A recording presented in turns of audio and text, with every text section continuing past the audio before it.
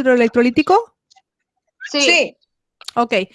En este tema, muchas de las cosas que vamos a ver aquí, si no es que las 9 diapositivas son preguntas de examen, ¿no? Entonces, para que con detenimiento puedan observar ustedes el video y hagan sus anotaciones. Cuando hablo de desequilibrio hidroelectrolítico, no solamente hablo de cómo el agua puede estar aumentada o disminuida. Ese tema, alguno de ustedes creo que lo dio cuando habló de volemia, hipovolemia y todo eso. Aquí en el paciente pediátrico, lo que tenemos nosotros que hacer énfasis es no solamente en cómo se alteran los líquidos, sino también los electrolitos y sobre todo conocer lo que tiene que ver con, perdón, lo que tiene que, uy Dios, Salud. gracias, Salud. perdón, es que no hay que ponerle mudo. Lo que tiene que ver en este caso con los valores que mencionábamos en el semestre pasado de los adultos.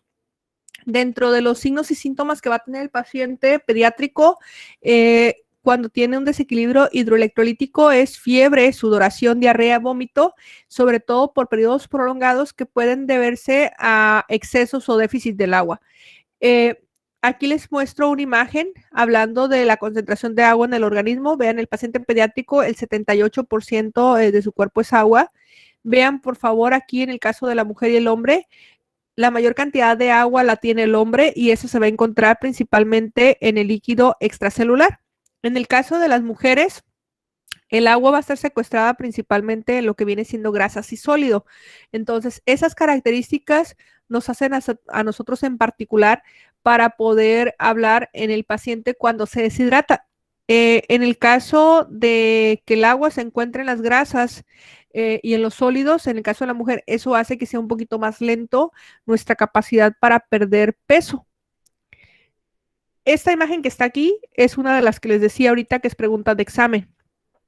Si yo tengo un recién nacido que pesa 5 kilos o tengo un recién nacido de 750 miligramos, cuando yo estoy administrando líquidos a este paciente, ya sea por vía oral o por vía parenteral, va en relación al peso que él tiene para yo utilizar esta tablita que dice de 80 a 100 mililitros por kilogramo por día. Este kilogramo me lo da esos 750 gramos que tiene el bebé o esos 5 kilos que tiene este neonato para yo darle las necesidades adecuadas para él exclusivamente cuando necesito hidratarlo. Entonces, en el neonato, esos gramos que pudiera tener de más o que pudiera tener de menos impactan desde el punto de vista de esa homeostasis que yo hablo cuando me refiero a deshidratación o hiperhidratación. Si yo tengo un bebé que sus solutos están en menor cantidad de agua, esos solutos van a tender a estar aumentados. Entonces, vean por favor la diferencia en el caso de un lactante o un niño de 2 años, cómo es un poquito mayor las necesidades, hablando de líquidos, que un recién nacido o que un adulto. Prácticamente la mitad de los mililitros por kilogramo por día en el adulto lo vemos nosotros reflejados en el niño. Este gasto de agua o estas necesidades de agua en el paciente pediátrico radican en cómo está su metabolismo, cómo el niño se está, en este caso, aumentando, ganando peso o creciendo. En el adulto prácticamente eso disminuye bastante y eso nos va a permitir a nosotros tener necesidades específicas dependiendo del grupo etario, ¿no? Entonces, vean, en el recién nacido, 100 mililitros por kilogramos por día es aproximadamente lo que nosotros vamos a dosificar. Y en el adulto o en el paciente mayor de 18 años, de 50 mililitros por kilogramo por día. ¿Ok? Todas estas son preguntas de examen y repito, si tengo un bebé de bajo peso o un bebé, en este caso, con lo que tiene que ver hipertrófico, esas necesidades se van a ajustar a 80 a 100 mililitros por kilogramos por día de ese paciente. De igual manera, prácticamente lo que yo tengo de necesidades de mi paciente, hablando de los ingresos, son los egresos. Vean, por favor, en el caso del lactante, de 100 a 140 mililitros, sí, es lo que egresa a mi paciente de lo que tiene que ver con agua. Es eso que yo tengo aquí. Entonces, si mi niño, entre sus necesidades por miligramos por kilogramo por día son de 130 mililitros por kilogramo por día, vean, es lo que egresa. En el niño mayor ¿sí? Este va a tomar agua quizá hasta los 2 litros y en total va a egresar como 2 litros de agua también. Lo mismo que ingresa, lo mismo que egresa. ¿En dónde pierde mayor cantidad de agua el paciente pediátrico? En lo que tiene que ver en este caso la producción de orina. Sin embargo, observen por favor, en ese sí hay una situación importante hablando de la pérdida de agua en estos niños mayores. No en el lactante prácticamente las evacuaciones son así como un poquito pastosas, pero cantidad de agua muy poquita. Ok, Mayra Sandoval va a hacer sentadillas ahorita, ya me interrumpió y como estoy con un solo monitor, aunque pele los ojitos Omar, de este va a tener que hacer sentadillas su compañera. Ya ese día les ha advertido bastante. Maestra, lo Mándeme. que pasa es que ella, bueno, usted le mandó a ella el link del salón 602 y pues le picaba y como no es el salón nuestro, pues no se podía unir. Ah, no, pero yo los links los mando en el correo. Me equivoqué de correo. Sí. Ah, ok, hay que checar eso ahorita que me mande mensajito. De este, por digo, no me manden mensajes privados porque me hago pelotas y cuando ponen ustedes el grupo, perdón, ponen su nombre, pónganme grupo y así yo nada más me voy a la pantalla, pero si me ponen igual que la otra y se van mezclados los correos, pues yo asumo que es del 4 o que es del 2 o dependiendo del mensaje que tenía anterior, ¿ok? Entonces, ahorita lo solucionamos antes que termine esa semana porque ya la próxima semana no quiero estar con la presentación e interrumpir eso. Fíjense bien, entonces, ¿qué pasa si yo hablo del concepto de oliguria? Fíjense bien, la producción de orina de 50 a 95 mililitros de orina. ¿Eso será oliguria en el lactante?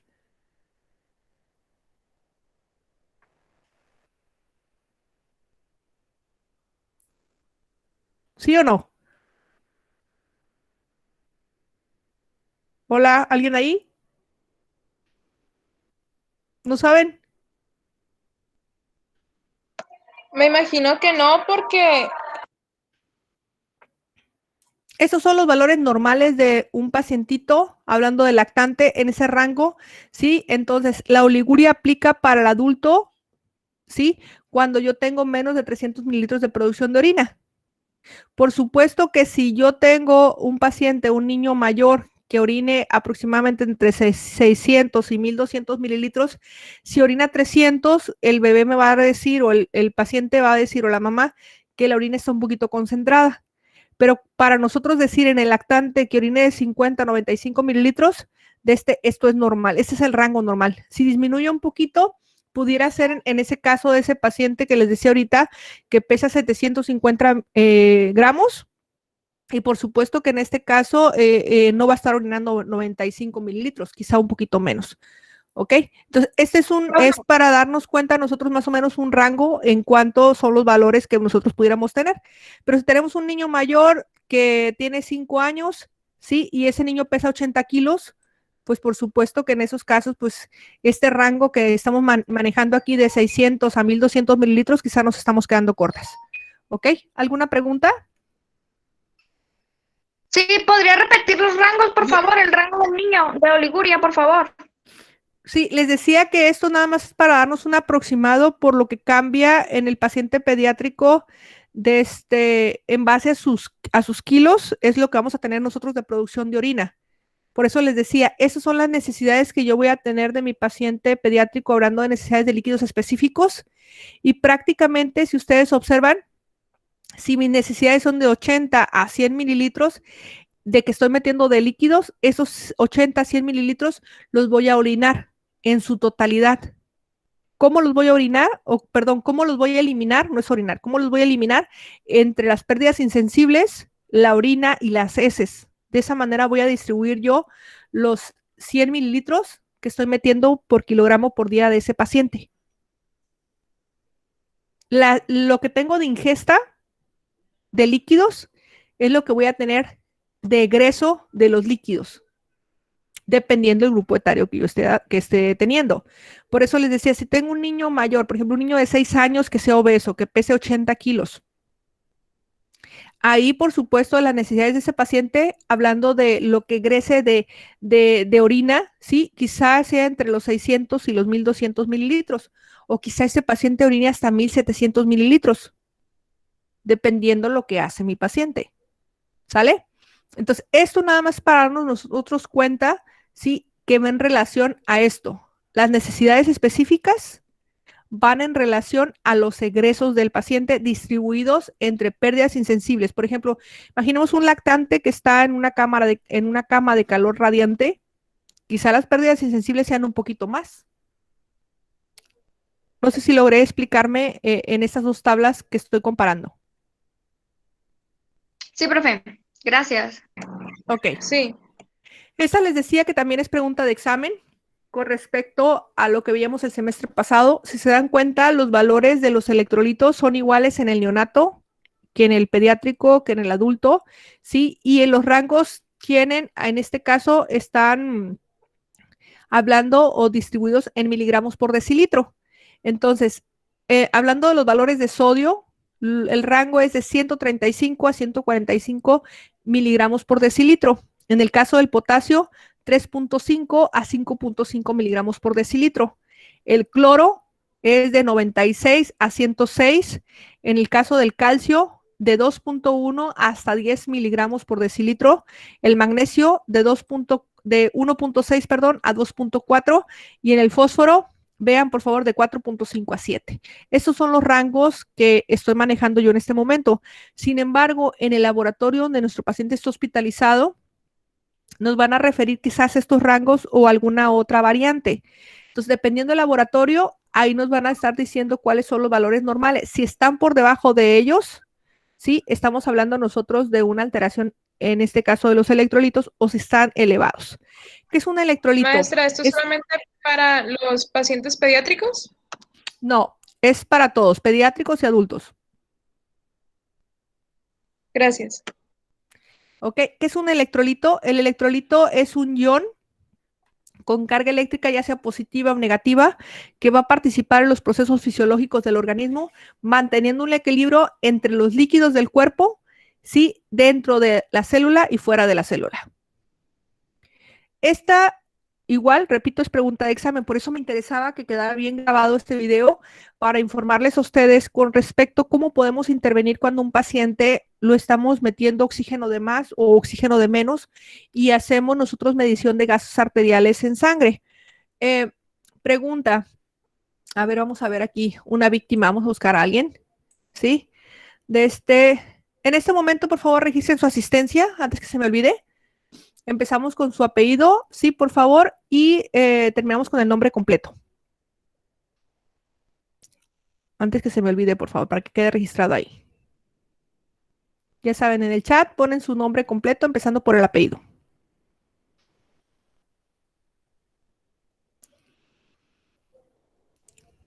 Ok, Dana Sánchez. Dana, ¿cuál es el pH de la leche materna?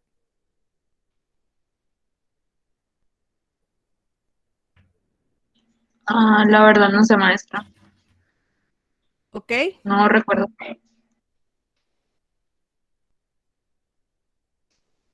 Maestra, ¿puedo yo? ¿sí? ¿Es de 7.4? Así es, la leche materna tiene prácticamente un pH neutro. Aquí está la imagen donde le estoy compartiendo yo. Viene la leche, agua destilada y agua de lluvia. Es importante que nosotros sepamos que igual la sangre también tiene un pH neutro o ligeramente alcalino. La leche materna y la sangre tienen un pH hablando de 7.35 hasta 7.45, perdón. ¿Sale? De esta manera, si esto se altera, por ejemplo, en el caso de la acidosis que tenga un pH de menor de 7.35, tenemos que nosotros echar a andar mecanismos para tratar de regular todo esto. Vean, por favor, en el caso de la hipercapnia, ¿sí? Hablando de la presión de CO2, ¿sí? Que decíamos que el paciente tiene exceso de CO2. ¿Qué es el CO2? ¿Alguien sabe? Yo, ¿Sí? es la presión parcial del dióxido de carbono. Así es. Y si yo digo que es HCO3, ¿qué es eso?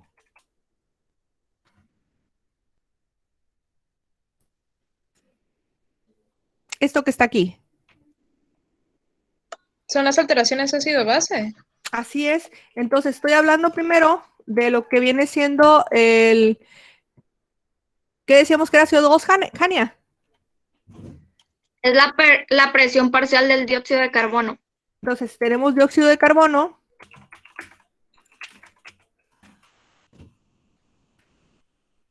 ¿Sí? Y el HCO3 es bicarbonato. De esa manera nosotros vamos a regular en nuestros pacientes el equilibrio ácido-base.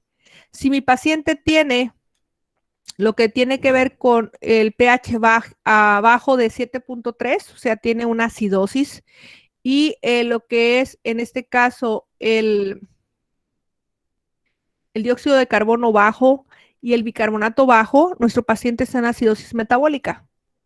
Vean, por favor, el concepto de metabólico aplica en este caso cuando yo tengo tanto el dióxido de carbono y el bicarbonato, vean por favor, está bajo, pero el pH también está bajo.